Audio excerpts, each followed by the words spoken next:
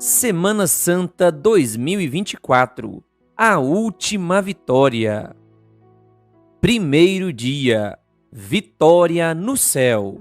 Por Walter Steger, pastor e tradutor de inglês, trabalha como editor da ACES, Associação Casa Editora Sul-Americana. Introdução. No dia 6 de fevereiro de 2023, 2 terremotos terríveis abalaram a Turquia e a Síria. Os danos materiais causados por esses sismos na Turquia passaram dos 100 milhões de dólares, de acordo com um cálculo feito pelo Banco Mundial, pela ONU, pela União Europeia e pelo governo turco. Aqueles que foram ajudar nos dias seguintes descreveram cenas apocalípticas no estado de Hatay, o mais afetado na Turquia. Milhares de casas foram destruídas. Mas o mais terrível foi a quantidade de vítimas. Depois de um mês da tragédia, estimava-se que mais de 52 mil pessoas morreram, com mais de 122 mil feridos. Muitas vítimas foram esmagadas enquanto dormiam, nos dias seguintes aos sismos, procurando desesperadamente nos montões de escombros de um edifício. Alguns se regozijavam ao encontrar seus entes queridos com vida, enquanto outros choravam desoladamente ao desenterrar os corpos inertes de seus amados. A pergunta que vem à nossa mente nesses momentos: por que alguns se salvam e outros morrem? É uma questão de azar? A verdade é que ninguém tem a vida comprada. Todos nós estamos expostos ao perigo e à morte. Mas, para os que acreditam em Deus, o assunto é mais complexo. E podemos perguntar: por que o Onipotente permite que essas calamidades aconteçam? Vamos considerar outra situação atual. Clara olha pela janela de sua cozinha e vê sua filhinha de 7 anos brincando com sua amiguinha da mesma idade. Ambas parecem perfeitamente felizes e saudáveis. Mas há uma diferença. Acabaram de diagnosticar um câncer terminal na filha de Clara. Em seu desespero, Clara levanta os olhos para os céus e clama: Senhor, por que a minha filha? Por que os inocentes sofrem? Clara tem o direito de fazer essa pergunta? Sim, claro que sim. Novamente perguntamos: qual é a diferença? Por que alguns sofrem e morrem injustamente e outros se salvam? Deus é culpado por essas tristes realidades? Há resposta para essas perguntas? Graças a Deus, a Bíblia tem todas as respostas, especialmente no livro de Apocalipse. Mas, para obtê-las, devemos viajar ao passado muitos séculos e milênios, para um tempo remoto no passado do universo, antes da criação do mundo. Desenvolvimento. 1. No princípio, Deus. Gênesis 1, versículo 1. Deus sempre esteve, sempre existiu, e com ele, seu Filho Jesus Cristo. Colossenses 1, versículos 16 a 17. E o Espírito Santo. Gênesis 1, versículo 2. A Bíblia nos diz que Deus é um Deus de amor. 1 João 4, versículo 8. Em harmonia com esse pensamento, a Bíblia também diz que tudo de bom vem de Deus. Toda boa dádiva e todo dom perfeito vem do alto, descendo do Pai das luzes, em quem não há mudança, nem sombra de variação. Tiago 1, versículo 16. Ver também Romanos 8, versículo 28. Deus é o único doador de vida, porque Ele é a vida. João 14, versículo 6. Ele não tem princípio nem fim, é eterno. Deus se deleita em criar, porque é um Deus de amor e deseja ter criaturas para amar e cuidar. Ele dá a vida, mas não causa a morte, nem o mal, nem o sofrimento. Então, quem é o responsável por tudo isso? A palavra de Deus nos diz que antes de criar a terra e tudo o que nela há, incluindo os seres humanos, Deus criou os anjos. Jó 38, versículos 4 a 7 e Hebreus 1, versículo 7. Os anjos são espíritos ministradores, Hebreus 1, versículo 14, criados um pouco maiores que os homens, Salmos 8, versículo 5. Foram criados para servir a divindade. Salmos 103, versículo 20. O líder supremo das hostes angelicais era o arcanjo Miguel, mais conhecido como Jesus Cristo, o Filho, a segunda pessoa da Trindade. Ele não foi criado, mas participou com o Pai da criação. Ver 1 João 1, versículos 1 a 18 e Colossenses 1, versículos 16 e 17. A Bíblia menciona diferentes tipos de anjos. Menciona o arcanjo Miguel, Jesus. Menciona serafins e querubins. Todos eram perfeitos. Cada um tinha sua função. E todos viviam em perfeita harmonia, felizes em servir a um Deus de amor. 2. Então, Lúcifer. Isaías 14, versículo 12. Mas havia um anjo, criado por Deus, que era diferente dos demais. A palavra de Deus diz, em Ezequiel 28, versículos 14 a 17, que Deus criou um querubim protetor, que ficava no santo monte de Deus. Era o anjo mais importante e ocupava o segundo lugar depois de Jesus Cristo, o arcanjo. Esse querubim, ou anjo, se chamava Lúcifer, Isaías 14, versículo 12, ou filho da manhã. Tinha características maravilhosas. O livro do profeta Ezequiel nos diz que ele era perfeito, bonito, sábio e esplendoroso. Além disso, ele tinha qualidades de um líder nato. Mas quem havia outorgado todas essas qualidades para esse maravilhoso anjo de luz? Deus, é claro. Ele o criou e o criou perfeito, assim como qualquer criação de Deus. Ao ver todas as suas qualidades, Lúcifer poderia tomar uma das duas atitudes. 1. Muito obrigado, Senhor, porque em tua misericórdia me outorgaste essas qualidades, dons, talentos e características positivas. Eu te louvo e te consagro o que me deste, para servir-te em primeiro lugar. 2. Olhem que qualidades maravilhosas eu tenho.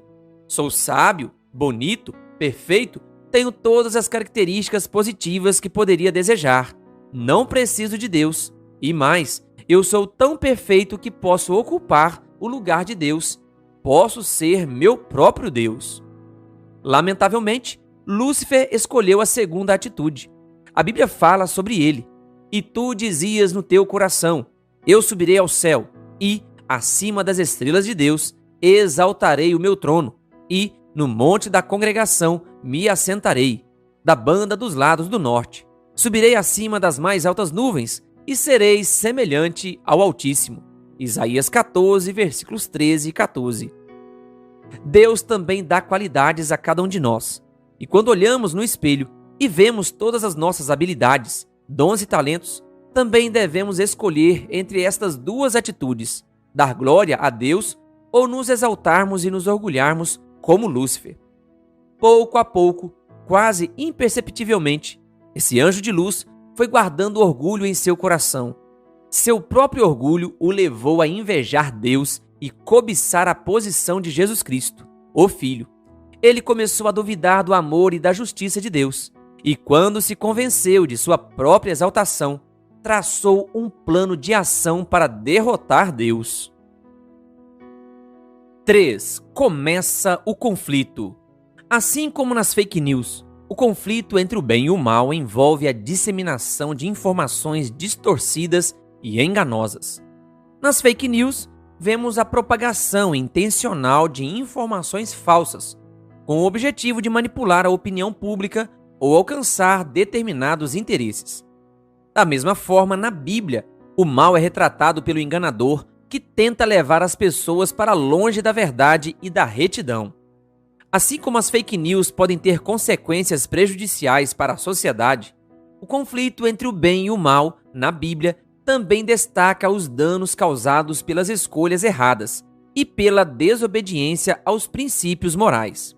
Portanto, embora pertençam a contextos diferentes, tanto as fake news quanto o conflito entre o bem e o mal revelam a importância da busca pela verdade e pelo discernimento para a promoção do bem e a salvação eterna.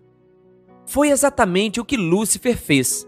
Começou a semear dúvidas entre os outros anjos, tentando convencê-los de que ele era tão justo e perfeito quanto Deus, e ainda mais justo que Deus, de que ele merecia a posição que o filho ocupava, de que Deus era um Deus injusto e de que suas leis eram injustas.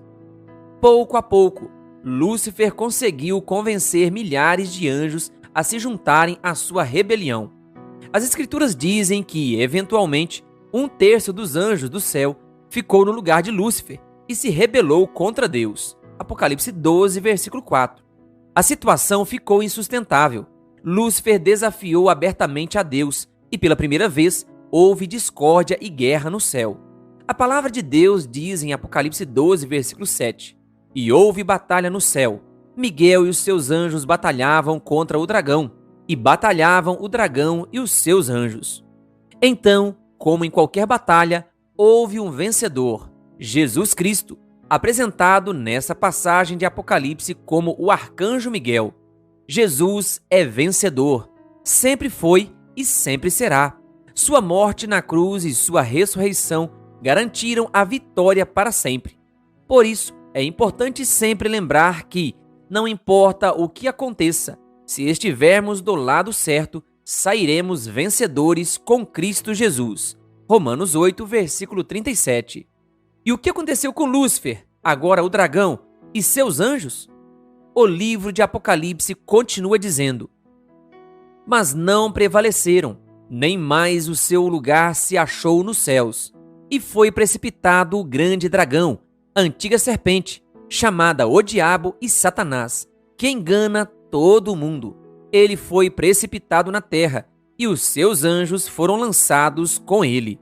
Apocalipse 12, versículos 8 e 9. Conclusão: Lúcifer foi expulso do céu. É um inimigo vencido. Agora, por que Deus não o destruiu de uma vez? Por que o expulsou do céu e o deixou continuar com sua rebelião?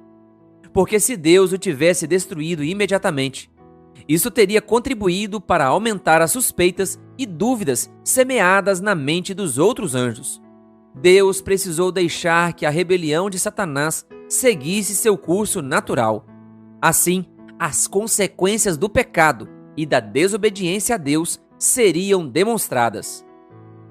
Uma escritora cristã o descreveu dessa forma: a rebelião de Satanás deveria ser uma lição para o universo, durante todas as eras vindouras, perpétuo testemunho da natureza do pecado e de seus terríveis resultados.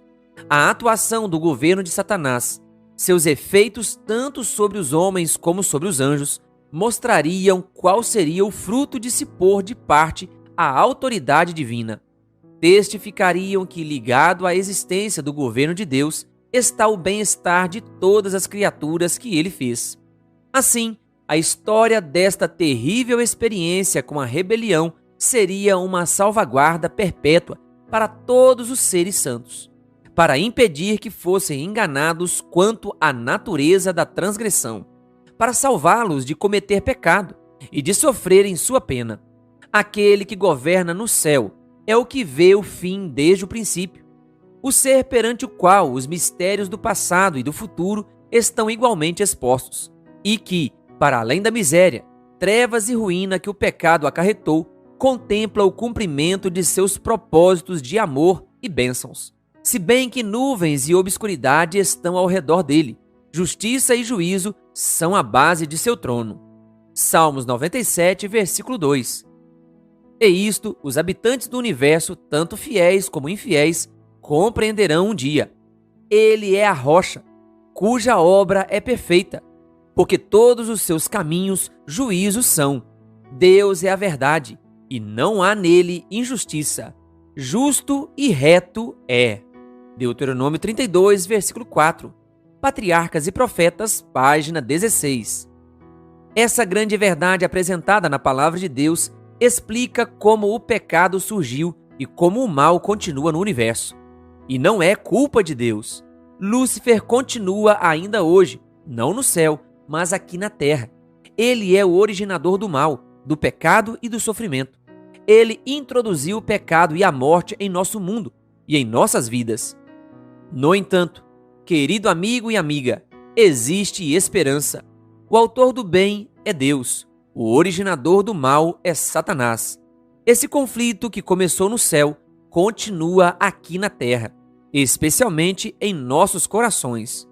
Deus procura salvar o ser humano e restaurar não somente a humanidade, mas todo o universo, a perfeição original que existia antes da rebelião de Lúcifer. É claro que o inimigo se opõe a esse propósito do Deus Salvador e fará o possível para nos distanciar de Cristo e da oportunidade de salvação. Mas há uma coisa que Satanás não pode forçar: nossa vontade. Cada um de nós deve tomar uma decisão. A pergunta é: de que lado você deseja estar? Do bem ou do mal? A quem você dará sua lealdade? A Deus ou a Lúcifer? Deus está chamando você da cruz do Calvário. Ele o ama e deu tudo por você. Escolha Deus, escolha o bem, escolha a vida.